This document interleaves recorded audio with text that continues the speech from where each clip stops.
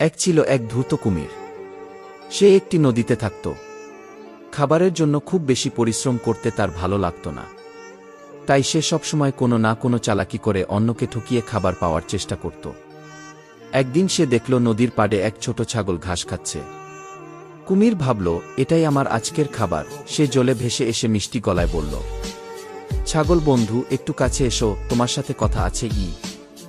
ছাগল বুঝতে পারল এই কুমিরের মুখে মিষ্টি কথা মানেই বিপদ। সে বুদ্ধি করে বলল, আমি তোমার কাছে আসব, কিন্তু আগে তুমি তোমার মুখটা বড় করে খুলো, আমি দেখব তোমার দাঁতের ব্যথা কমেছে কিনা। কুমির লোভে পড়ে মুখ বড় করে খুলতেই ছাগল হাসতে হাসতে বলল, চালাকি শিখতে গেলে আগে বুদ্ধি শিখো। এ কথা বলে সে দৌড়ে পালিয়ে গেল। কুমির রাগেলজ্জায় চুপ করে রইল। সে বুঝল, চালাকি করে অন্যকে ঠকাতে গেলে একদিন নিজেই ঠকে যেতে হয়। বুদ্ধি আর সততা ছাড়া জীবনে সঠিক সাফল্য আসে না।